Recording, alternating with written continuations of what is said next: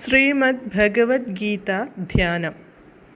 നാരായണം നമസ്കൃത്യ നരം ചൈവ നരോത്തമം ദേവീം സരസ്വതീം വ്യാസം തതോ ജയമുദീരയേത്. നഷ്ടപ്രായേഷു ഭദ്രേഷു നിത്യം ഭാഗവത സേവയാ ഭഗവതേ ഉത്തമശ്ലോകേ ഭക്തിർഭവതി നൈഷ്ടകീ. മൂകം കരോതി വാചാലം പങ്കും ലംഘയതേ ഗിരിം യത്കൃപാതമഹം വന്ദേ പരമാനന്ദമാധവം. ശ്രീഗുരും ദീനതാരിണം ശ്രീചൈതന്യമീശ്വരം. ഓം അജ്ഞാനതിമിരാന്ധസ്യ ജ്ഞാനാഞ്ജനശലാകയാ ചക്ഷുരുന്മീലിതം യേന തസ്മൈ ശ്രീഗുരവേ നമഃ. നമഃ ഓം വിഷ്ണുപാദായ കൃഷ്ണപ്രേഷ്ഠായ ഭൂതലേ ശ്രീമദേ ഭക്തിവേദാന്ത സ്വാമിന്നിധി നാമിനേ. നമസ്തേ സാരസ്വതേ ദേവേ ഗൗരവാണി പ്രചാരിണേ നിർവിശേഷ ശൂന്യവാദി പാശ്ചാത്യദേശതാരിണേ. ജയ ശ്രീകൃഷ്ണ ചൈതന്യ പ്രഭു നിത്യാനന്ദ ശ്രീ അദ്വൈത ഗദാധര ശ്രീവാസാദി ഗൗരഭക്തവൃന്ദ. ഹരേ കൃഷ്ണ കൃഷ്ണ കൃഷ്ണ ഹരേ ഹരേ, ഹരേ രാമ രാമ രാമ ഹരേ ഹരേ. ഹരേ കൃഷ്ണ കൃഷ്ണ കൃഷ്ണ ഹരേ ഹരേ, ഹരേ രാമ രാമ രാമ ഹരേ ഹരേ. ഹരേ കൃഷ്ണ കൃഷ്ണ ഹരേ ഹരേ, ഹരേ രാമ രാമ ഹരേ ഹരേ.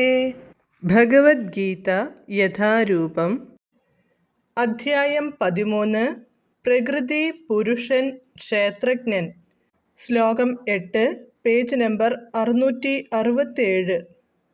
അമാനിത്വമദംഭിത്വമഹിംസാ ക്ഷാന്തിരാർജവം ആചാര്യോപാസനം ശൗചം സ്ഥൈര്യമാത്മവിനിഗ്രഹഃ. ശ്ലോകം 9, പേജ് നമ്പർ 667. ഇന്ദ്രിയാർത്ഥേഷു വൈരാഗ്യമനഹങ്കാര ഏവ ച ജന്മമൃത്യുജരാ വ്യാധി ദുഃഖദോഷാനുദർശനം. ശ്ലോകം 10, പേജ് നമ്പർ 667. ആസക്തിരനഭിഷ്വംഗഃ പുത്രദാരഗൃഹാദിഷു നിത്യം ച സമചിത്തത്വമിഷ്ടാനിഷ്ടോപപത്തിഷു. ശ്ലോകം 11, പേജ് നമ്പർ 667. മയി ചാനന്യയോഗേന ഭക്തിരവ്യഭിചാരിണീ വിവിക്തദേശസേവിത്വമരതിർജന സംസദി. ശ്ലോകം 12, പേജ് നമ്പർ 668.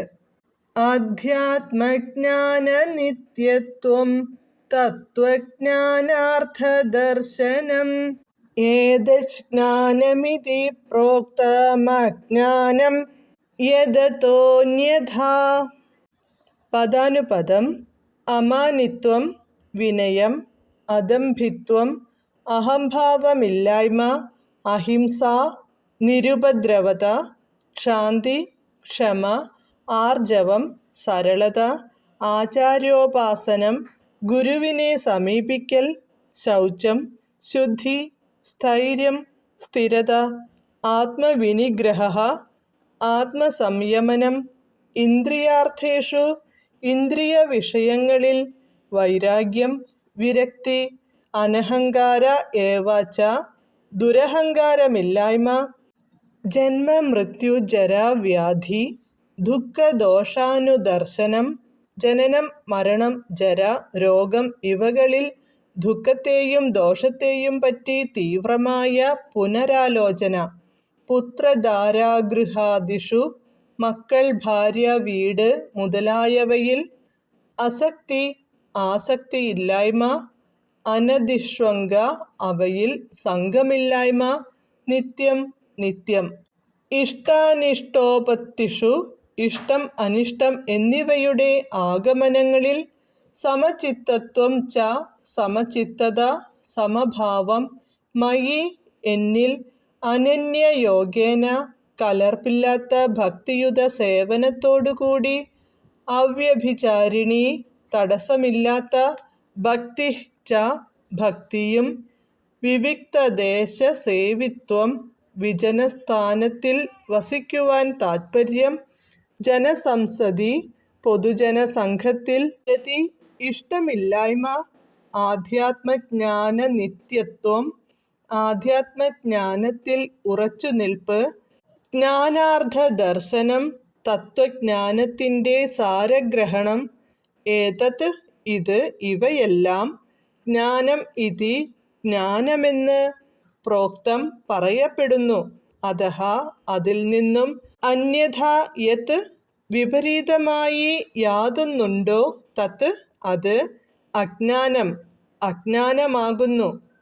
വിവർത്തനം: വിനയം, ഗർവില്ലായ്മ, അഹിംസ, ക്ഷമ, ലാളിത്യം, ഒരു യഥാർത്ഥ ആത്മീയ ഗുരുവിനെ സമീപിക്കൽ, ശുചിത്വം, സ്ഥൈര്യം, ആത്മസംയമം, ഇന്ദ്രിയ വിഷയങ്ങളിൽ അനാസക്തി, മിഥ്യാഹങ്കാരമില്ലായ്മ, ജനനമരണങ്ങൾ, വാർദ്ധക്യം, രോഗം എന്നീ പരിണാമങ്ങളുടെ ദുഃഖാത്മകതയെക്കുറിച്ചുള്ള ബോധം, വൈരാഗ്യം, മക്കൾ, ഭാര്യ, ഗൃഹം മുതലായവയിൽ നിന്നുള്ള മുക്തി, സുഖദുഃഖങ്ങളിൽ അക്ഷോഭ്യത, എന്നിൽ സ്ഥിരവും നിഷ്കളങ്കവുമായ ഭക്തി, ഏകാന്തമായ സ്ഥലത്തു ജീവിക്കാനുള്ള ആഗ്രഹം, ആൾക്കൂട്ടത്തിൽ നിന്നു വേറിട്ടു നിൽക്കൽ, ആത്മസാക്ഷാത്കാരത്തിൻ്റെ പ്രാധാന്യമറിയൽ, തത്വചിന്തയിലൂടെ നിരപേക്ഷ തത്വത്തെക്കുറിച്ചന്വേഷിക്കൽ എന്നിവ എല്ലാം ജ്ഞാനമാണെന്നും ഇവയല്ലാതെ ഉള്ളവ എല്ലാം അജ്ഞാനമാണെന്നും ഞാൻ പ്രഖ്യാപിക്കുന്നു. ഭാവാർത്ഥം: ഈ ജ്ഞാനപ്രക്രിയയെ കർമ്മക്ഷേത്രത്തിൻ്റെ ഒരു പ്രതിപ്രവർത്തനമെന്ന് ബുദ്ധി കുറഞ്ഞവർ ചിലപ്പോൾ തെറ്റിദ്ധരിക്കാറുണ്ട്. എന്നാൽ വാസ്തവത്തിൽ ഇതാണ് ജ്ഞാനത്തിൻ്റെ യഥാർത്ഥ പ്രക്രിയ.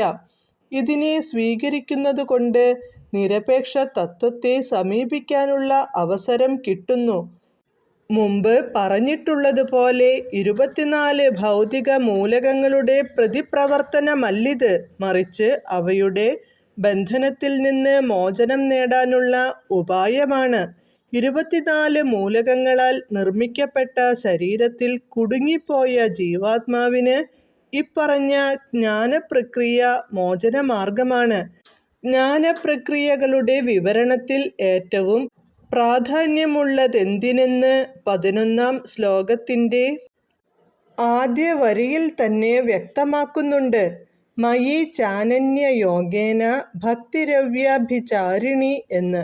ജ്ഞാനപ്രക്രിയയുടെ അവസാന ലക്ഷ്യം കറകളഞ്ഞ ഭക്തിയുത ഭഗവത് സേവനമാണ്. അതുകൊണ്ട് അതീന്ദ്രിയമായ ഭഗവത് സേവനത്തിലെത്തിച്ചേരുന്നില്ലെങ്കിൽ അഥവാ അതിന് സാധിച്ചില്ലെങ്കിൽ മുമ്പ് പറഞ്ഞ 19 സദ്ഗുണങ്ങളും പാഴാകുന്നു. തികഞ്ഞ കൃഷ്ണാവബോധത്തോടെ ഭക്തിപൂർവം സേവനമനുഷ്ഠിക്കുന്നവരിലാകട്ടെ മറ്റു 19 ഗുണങ്ങളും സ്വാഭാവികമായി വളർന്നുവരും. ശ്രീമദ് ഭാഗവതം 5:8-12 പറയുന്നു: യസ്യാസ്തി ഭക്തിർ ഭഗവത്യ കിഞ്ചന സർവൈർഗുണൈസ്തത്ര സമാസ്യതേ സുരാഹ. ഭഗവത് സേവന നിരതരിൽ ജ്ഞാനത്തിൻ്റെതായ എല്ലാ നല്ല ഗുണങ്ങളും തഴച്ചു വളരുമെന്നർത്ഥം. 8-ാം ശ്ലോകത്തിൽ പ്രസ്താവിച്ചിട്ടുള്ളതുപോലെ ഒരു ആധ്യാത്മികാചാര്യനെ സ്വീകരിക്കേണ്ടത് അത്യാവശ്യമാണ്. ഭക്തിപൂർവം സേവനമനുഷ്ഠിക്കുന്നവർക്കും ഇത് അത്യാവശ്യമാണ്. അഭിമതനായൊരു ആചാര്യനെ അംഗീകരിക്കലത്രേ ആധ്യാത്മിക ജീവിതത്തിൻ്റെ ആരംഭം. ഈ ജ്ഞാനപ്രക്രിയയാണ് യഥാർത്ഥ മാർഗമെന്ന് പരമദിവ്യോത്തമ പുരുഷനായ ഭഗവാൻ കൃഷ്ണൻ സ്വയം നിർദ്ദേശിച്ചിരിക്കെ അതിനു പുറമേയുള്ള ഊഹാപോഹങ്ങൾ നിരർത്ഥകങ്ങൾ തന്നെ. ഇനി മേൽപ്പറഞ്ഞ ജ്ഞാനസാധനകളെ ഓരോന്നായി എടുത്തു നോക്കാം. മറ്റുള്ളവർ തന്നെ ബഹുമാനിക്കണമെന്ന ദുർമോഹമില്ലാതിരിക്കലാണ് വിനയം. ജീവിതത്തെക്കുറിച്ചുള്ള ഭൗതിക സങ്കല്പം അന്യരുടെ ആദരം പിടിച്ചുപറ്റാനുള്ള വ്യഗ്രതയുണ്ടാക്കുന്നു. ഈ ശരീരമല്ല താനെന്ന ബോധ്യപ്പെട്ട പൂർണ്ണജ്ഞാനിയായ ഒരാൾക്ക് ശരീരത്തെ സംബന്ധിച്ചുള്ള മാനാപമാനങ്ങൾ ഒരിക്കലും പ്രശ്നമാകുന്നില്ല. മനുഷ്യൻ ഈ ഭൗതിക തൃഷ്ണയിലാകൃഷ്ടനാകാൻ പാടില്ല. മതസംബന്ധമായി പ്രശസ്തി നേടണമെന്ന് പലരും ആഗ്രഹിക്കാറുണ്ട്.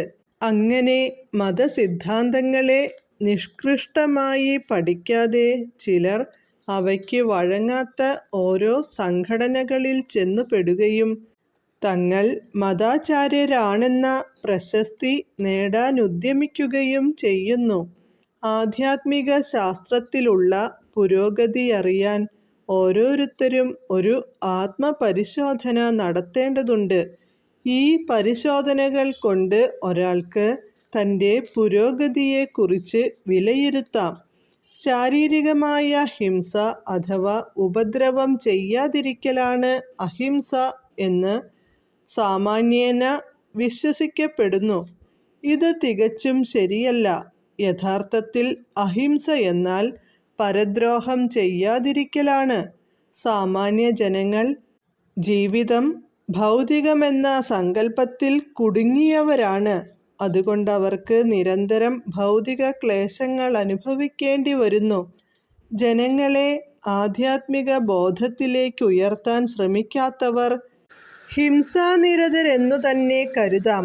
ജനങ്ങൾക്ക് യഥാർത്ഥ ജ്ഞാനം പകർന്നുകൊടുക്കാൻ ശ്രമിക്കേണ്ടതാണ്. അതുകൊണ്ട് ഭൗതിക ബന്ധങ്ങളൊഴിഞ്ഞ് ഉദ്ബുദ്ധുക്കളാകണം. അതാണ് അഹിംസ.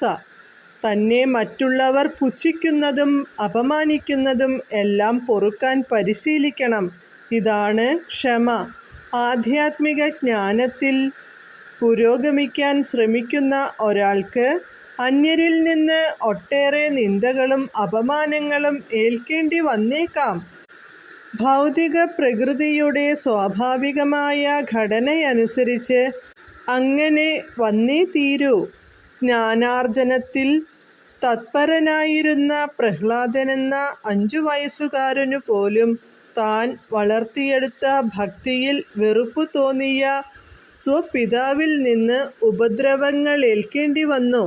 തന്നെ കൊല്ലാൻ അച്ഛൻ പല പ്രകാരം ശ്രമിച്ചെങ്കിലും പ്രഹ്ലാദൻ ക്ഷമിച്ചതേയുള്ളൂ. ആധ്യാത്മിക ജ്ഞാനത്തിൻ്റെ പുരോഗതിക്ക് എണ്ണമറ്റ തടസ്സങ്ങൾ ഉണ്ടായേക്കാം. അതെല്ലാം ക്ഷമിച്ച് മുന്നേറാനുള്ള നിശ്ചയദാർഢ്യം നമുക്ക് വേണം. യഥാർത്ഥ സത്യം യാതൊരു നയകൗശലവും കൂടാതെ ശത്രുവിനോട് പോലും ആർജവത്തോടെ തുറന്നു പറയാനുള്ള കഴിവാണ് ലാളിത്യം. ഒരാധ്യാത്മിക ആചാര്യനെ സ്വീകരിക്കുമ്പോൾ ഒഴിച്ചുകൂടാനാവാത്തതാണിത്. വിശ്വാസ്യനായ ഒരു ആധ്യാത്മിക ഗുരുവിൻ്റെ ഉപദേശം കൂടാതെ ആർക്കും ആധ്യാത്മിക ശാസ്ത്രത്തിൽ ഉദ്ഗതി സാധ്യമല്ലതാനും. ഗുരുവിനെ ശിഷ്യൻ അത്യന്തം വിനയത്തോടെ സമീപിക്കുകയും അദ്ദേഹത്തിന് വേണ്ടുന്ന പരിചര്യകളെല്ലാം ചെയ്യുകയും വേണം. അങ്ങനെ ശുശ്രൂഷിക്കുന്ന ശിഷ്യനിൽ ഗുരുവിന് പ്രീതിയുണ്ടാവും. അദ്ദേഹത്തിൻ്റെ അനുഗ്രഹങ്ങൾ ആ ശിഷ്യന് വേണ്ടുവോളം ലഭിക്കുകയും ചെയ്യും. വിശ്വാസ്യനായ ഒരു ഗുരു കൃഷ്ണൻ്റെ പ്രതിനിധിയാണ്. അദ്ദേഹത്തിൻ്റെ അനുഗ്രഹത്തിന് പാത്രീഭവിച്ച ശിഷ്യന് വിധിപൂർവ നിബന്ധനകൾ അനുസരിച്ചില്ലെങ്കിൽ പോലും സത്വരമായ പുരോഗതിയുണ്ടാവും.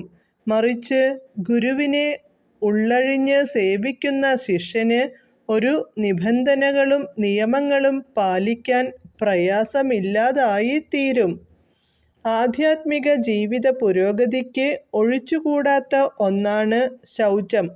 ശൗചം രണ്ടു വിധമുണ്ട്, ബാഹ്യവും ആഭ്യന്തരവും. ബാഹ്യ ശൗചം കുളി കൊണ്ട് തന്നെ നിറവേറ്റാം. ആന്തരമായതിന് നിരന്തരം കൃഷ്ണസ്മരണയും ഹരേ കൃഷ്ണ ഹരേ കൃഷ്ണ കൃഷ്ണ കൃഷ്ണ ഹരേ ഹരേ ഹരേ രാമ രാമ രാമ ഹരേ ഹരേ എന്ന മന്ത്രജപവുമാണ് ഉപാധികൾ. മനസ്സിൽ അടിഞ്ഞുകൂടിയ മുൻജന്മ കർമ്മങ്ങളുടെ പൊടിപടലങ്ങളെ ഈ പ്രക്രിയ കൊണ്ട് തുടച്ചുമാറ്റാൻ കഴിയും. സ്ഥൈര്യം എന്നത് ആധ്യാത്മിക ജീവിതത്തിൽ മുന്നേറാനുള്ള ദൃഢനിശ്ചയം തന്നെ. ഈ നിശ്ചയദാർഢ്യമില്ലാത്ത ഒരാൾക്ക് പ്രകടമായ പുരോഗതി സാധ്യമല്ല. ആധ്യാത്മിക പുരോഗതിക്ക് ദോഷകരമായ ഒന്നും അംഗീകരിക്കാതിരിക്കലാണ് ആത്മനിയന്ത്രണം. ഒരാൾ ഇതുമായി യോജിച്ചു പോകണം.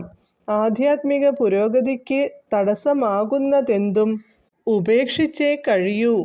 യഥാർത്ഥമായ ത്യാഗമാണിത്. കരുത്തേറിയവയാണിന്ദ്രിയങ്ങൾ. അവയ്ക്കെപ്പോഴും അതതു വിഷയങ്ങളെ അനുഭവിക്കണമെന്നാണ് വാശി. ഈ ആവശ്യമില്ലാത്ത വാശിക്ക് നാം വഴങ്ങിപ്പോകരുത്. ആധ്യാത്മിക ജീവിതത്തിൽ മുന്നേറുന്നതിനുള്ള കർത്തവ്യങ്ങൾ അനുഷ്ഠിക്കുന്നതിനുതകുന്ന വിധത്തിൽ ശരീരത്തെ സജ്ജമാക്കി സൂക്ഷിക്കുന്നതിനു വേണ്ടി മാത്രമേ ഇന്ദ്രിയങ്ങളെ തൃപ്തിപ്പെടുത്താവൂ. സുപ്രധാനവും നിയന്ത്രിക്കാൻ ഏറ്റവും പ്രയാസമുള്ളതുമായ ഇന്ദ്രിയം നാവാണ്. ഇതിനെ നിയന്ത്രിച്ചവന് മറ്റുള്ള ഇന്ദ്രിയങ്ങളെയും നിയന്ത്രിക്കാൻ സാധിക്കും.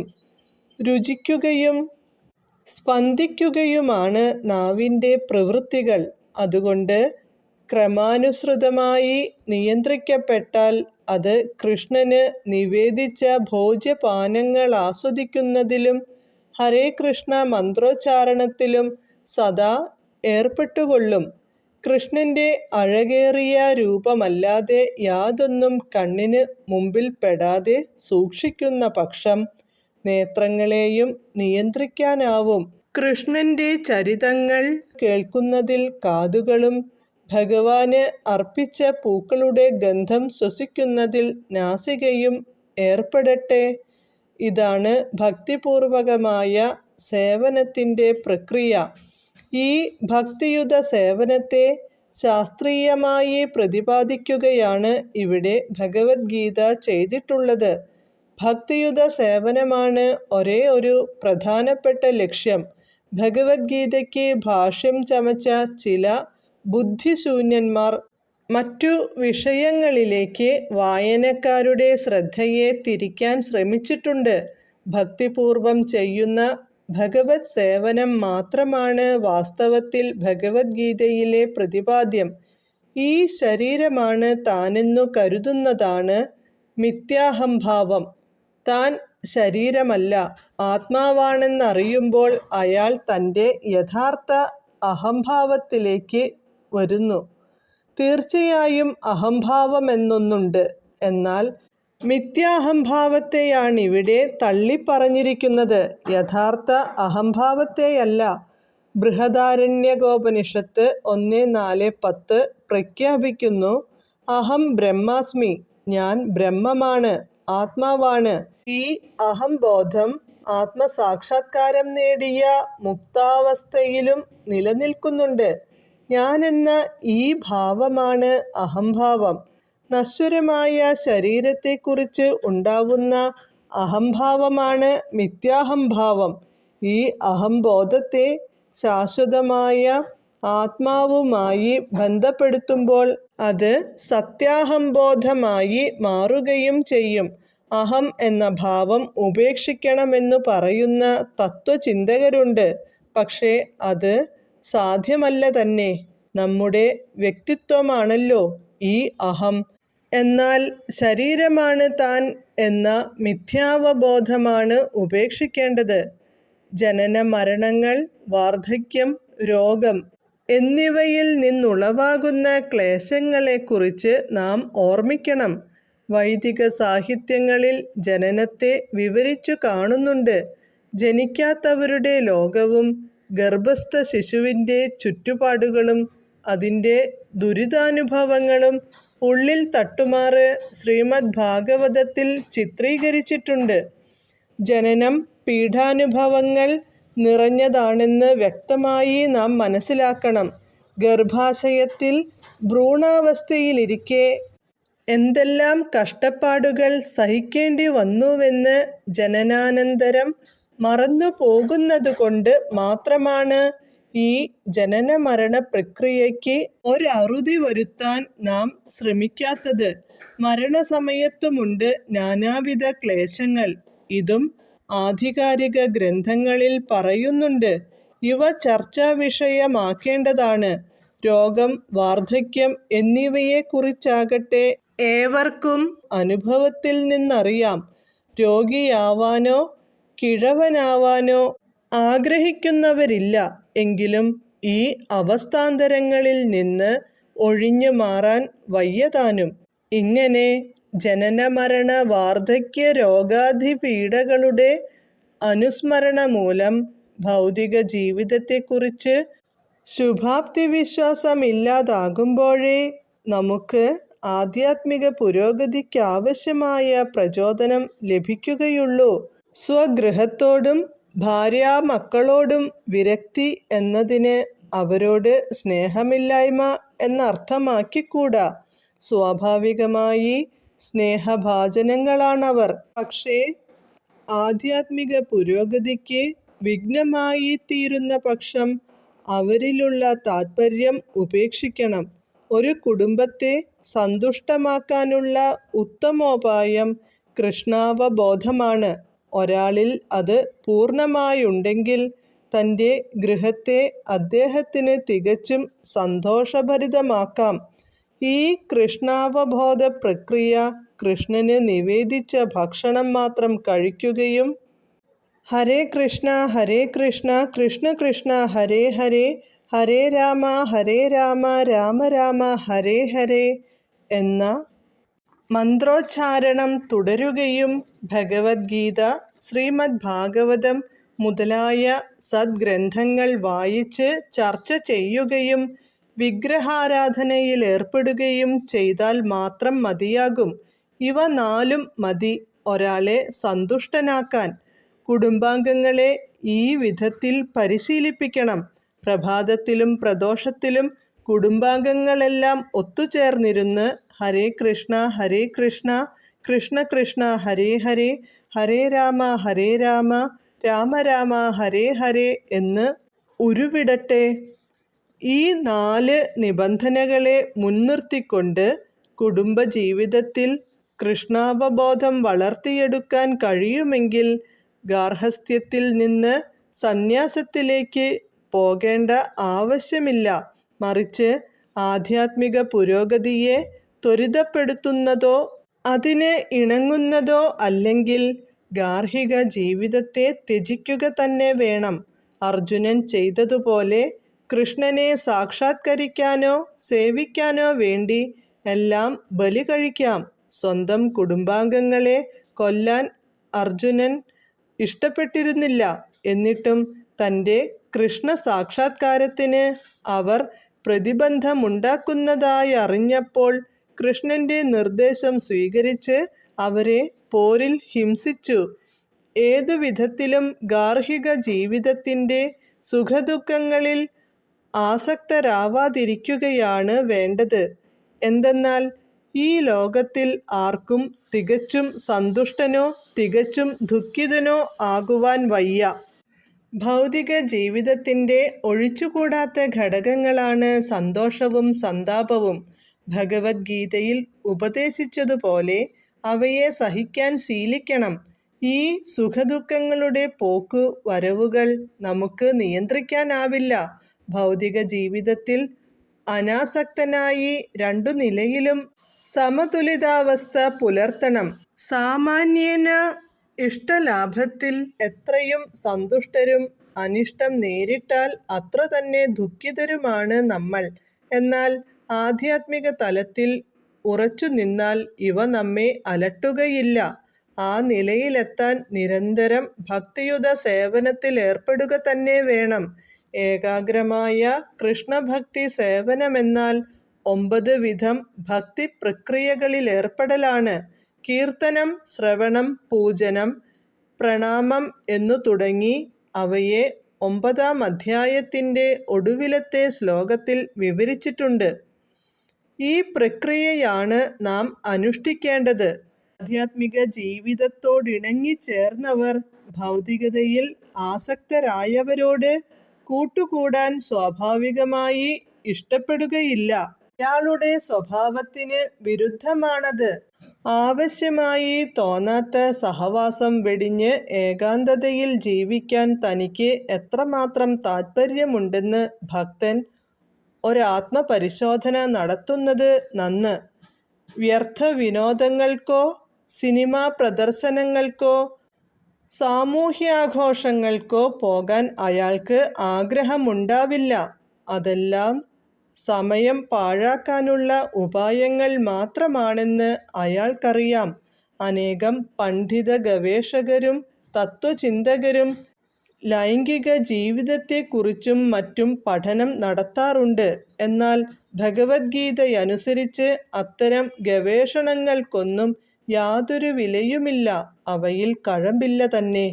തത്വജ്ഞാനനിഷ്ഠമായ വിവേകത്തോടെ ആത്മാവിനെപ്പറ്റി ഗവേഷണം ചെയ്യാനാണ് ഗീത നിർദ്ദേശിക്കുന്നത്. ആത്മാവിനെക്കുറിച്ചാവണം മനുഷ്യൻ്റെ ഗവേഷണം എന്നാണിവിടെ നിർദ്ദേശിക്കുന്നത്. ആത്മസാക്ഷാത്കാരത്തെ സംബന്ധിച്ചിടത്തോളം ഭക്തിയോഗം വിശേഷിച്ചും പ്രായോഗികമാണെന്ന് ഭഗവദ്ഗീത വ്യക്തമാക്കുന്നു. ഭക്തിയുടെ കാര്യത്തിൽ പരമാത്മാവിനും ജീവാത്മാവിനുമുള്ള പരസ്പര ബന്ധത്തെക്കുറിച്ചാണ് ആദ്യം ആലോചിക്കേണ്ടത്. ഈ രണ്ടും ഒന്നാവാൻ നിവൃത്തിയില്ല. ഭക്തിയെ മുൻനിർത്തിക്കൊണ്ടുള്ള ജീവിത സിദ്ധാന്തത്തിൽ വിശേഷിച്ചും വ്യക്തിഗതാത്മാവ് പരമാത്മാവിന് ചെയ്യുന്ന സേവനം ശാശ്വതമാണ് എന്നിവിടെ വ്യക്തമാക്കിയിരിക്കുന്നു. അതുകൊണ്ട് ഭക്തി അഥവാ ഭക്തിയുത സേവനവും ശാശ്വതം തന്നെ. ഈ വസ്തുത ഒരാൾ വ്യക്തമായി മനസ്സിലാക്കിയിരിക്കേണ്ടതാണ്. ശ്രീമദ് ഭാഗവതം ഇങ്ങനെ പറയുന്നു: വദന്തി തത്തത്വവിദസ്തത്വം യജജ്ഞാനമദ്വയം.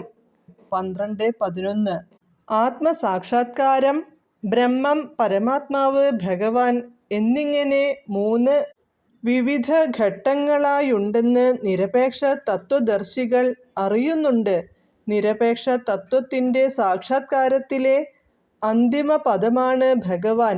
അതിനാൽ പരമപുരുഷ ജ്ഞാനത്തിൻ്റെ ആ ഉന്നത തലത്തിലെത്തിച്ചേർന്ന് ഭഗവത് ഭക്തിയുത സേവനത്തിലേർപ്പെടാം. അതാണ് ജ്ഞാനത്തിൻ്റെ പരിപൂർണത. ചുവട്ടിൽ നിന്ന് ഏറ്റവും ഉയർന്ന നിലയിലേക്കെത്തിക്കുന്ന സോപാന ശ്രേണി പോലെയുള്ള ഒന്നാണ് വിനയ പരിശീലനത്തിലാരംഭിച്ച് പരമതത്വത്തിൻ്റെ, പരമപുരുഷൻ്റെ സാക്ഷാത്കാരം വരെ നീണ്ടുപോകുന്ന ഈ പ്രക്രിയാ പരമ്പര. ഈ സോപാനങ്ങളിലൂടെ ആദ്യത്തെ നിലയിലെത്തിയവരുണ്ട്, 2-ാം നിലയിലും 3-ാം നിലയിലും എത്തിയവരുമുണ്ട്. എന്നാൽ കൃഷ്ണനെ കുറിച്ചുള്ള തികഞ്ഞ ജ്ഞാനമാകുന്ന മുകൾ നിലയിൽ എത്തിച്ചേരുന്നതുവരെ ഒരാൾ ജ്ഞാനത്തെ സംബന്ധിച്ചിടത്തോളം താഴ്ന്ന പടികളിൽ തന്നെ. ഈശ്വരനോട് മത്സരിക്കാനും അതേസമയം ആധ്യാത്മിക പുരോഗതി നേടാനും ഉദ്യമിക്കുന്നവർക്ക് നിരാശയ്ക്കേ വഴിയുള്ളൂ. വിനയം കൂടാതെ യഥാർത്ഥമായുള്ള ജ്ഞാനം ലഭ്യമല്ലെന്നത് വ്യക്തമാണ്. താൻ തന്നെ ഈശ്വരനെന്ന വിചാരമത്രേ ഗർവിൻ്റെ ഉച്ചകോടി. ഭൗതിക പ്രകൃതിയുടെ കർക്കശ നിയമങ്ങളാൽ പലതവണ അടിച്ചമർത്തപ്പെട്ടിട്ടും അജ്ഞാനത്താൽ ജീവാത്മാവ് ഓർത്തുപോകുന്നു, ഞാനാണ് ഈശ്വരൻ എന്ന്. ആ നിലയ്ക്ക് അമാനിത്വം അല്ലെങ്കിൽ വിനയം അറിവിൻ്റെ ആദ്യ സോപാനമാണ്. താൻ ഭഗവാന്റെ ആശ്രിതനെന്ന് മനസ്സിലാക്കി മനുഷ്യൻ വിനീതനായി വർത്തിക്കണം. മറിച്ച് അദ്ദേഹത്തോട് മത്സരിച്ചാൽ ഭൗതിക പ്രകൃതിക്കധീനപ്പെട്ടു പോകും. ഈ സത്യം അറിഞ്ഞ് ബോധ്യപ്പെടണം. ഹരേ കൃഷ്ണ.